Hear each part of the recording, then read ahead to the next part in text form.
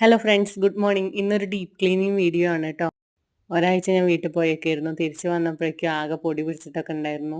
ഇപ്പോൾ വേനൽക്കാലമായതുകൊണ്ട് നല്ലോണം പൊടിയല്ലേ, ഭയങ്കര കാറ്റും പൊടിയൊക്കെ എല്ലായിടത്തും പിടിക്കും. അപ്പോൾ ഒന്ന് ക്ലീൻ ചെയ്യാമെന്ന് വിചാരിച്ചതാണേ. മാറോലൊക്കെ തട്ടിക്കഴിഞ്ഞതിന് ശേഷം ഫാൻ വൃത്തിയാക്കാമെന്ന് വിചാരിച്ചു.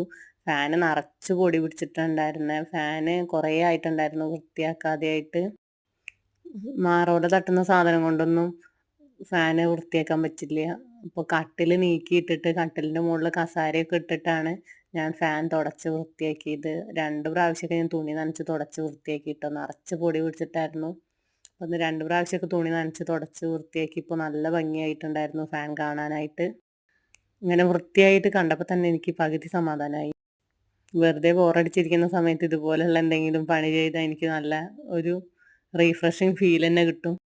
ഫാൻ വൃത്തിയാക്കി കഴിഞ്ഞപ്പോൾ പിന്നെ ചെയ്തത് അടുത്ത കാര്യം ജനലിലൊക്കെ പൊടി തട്ടി കളയലാണ് കേട്ടോ. ജനലിൽ ഇങ്ങനെ സൈഡിലൊക്കെ നല്ലോണം പൊടിയും പിടിച്ചിട്ടുണ്ടായിരുന്നു, മാറോലയൊക്കെ ഉണ്ടായിരുന്നു ചെറുതായിട്ട്. അപ്പം ഞാൻ ചെറിയൊരു ബ്രഷ് ഉപയോഗിച്ചിട്ടാണ് അത് തട്ടി കൊടുത്തത്. അത് ഒരു കോരി ആ ബ്രഷും ഇത് ചെയ്യാൻ വേണ്ടിയിട്ടായിട്ട് വാങ്ങിയതാണ്. കോരി കുറേ നാളായി ഇത് വാങ്ങിയിട്ട്. ഉപയോഗിച്ച് കോരി നാശമായി പോയി. പക്ഷേ ബ്രഷിന് വലിയ കുഴപ്പമൊന്നും പറ്റിയിട്ടില്ല. ഇപ്പോഴും പൊടി തട്ടാനായിട്ട് ഞാൻ ആ ബ്രഷ് തന്നെ എടുക്കുന്നത്. നല്ല ബ്രഷാണ്.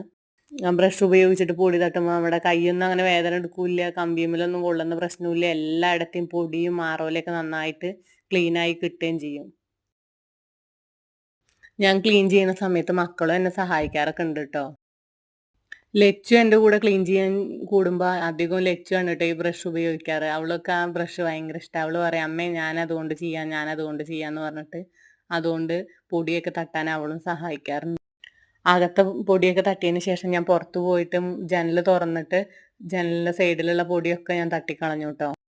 ഫാനൊക്കെ തുടച്ച് വൃത്തിയാക്കിയ കാരണം ബെഡ്ഷീറ്റിലൊക്കെ നിറച്ച് പൊടി വീണിട്ടുണ്ടായിരുന്നു. അപ്പോൾ അതൊക്കെ ഞാനൊരു തുണി കൊണ്ട് തട്ടിക്കളഞ്ഞതിന് ശേഷമാണ് അടിച്ചു വാരാനൊക്കെ തുടങ്ങിയത്. അപ്പോൾ ജനലിൻ്റെ സൈഡിലുള്ള പൊടിയൊക്കെ അടിച്ചു കളഞ്ഞു, എന്നിട്ടാണ് അടിച്ചു വാരാൻ തുടങ്ങിയത്.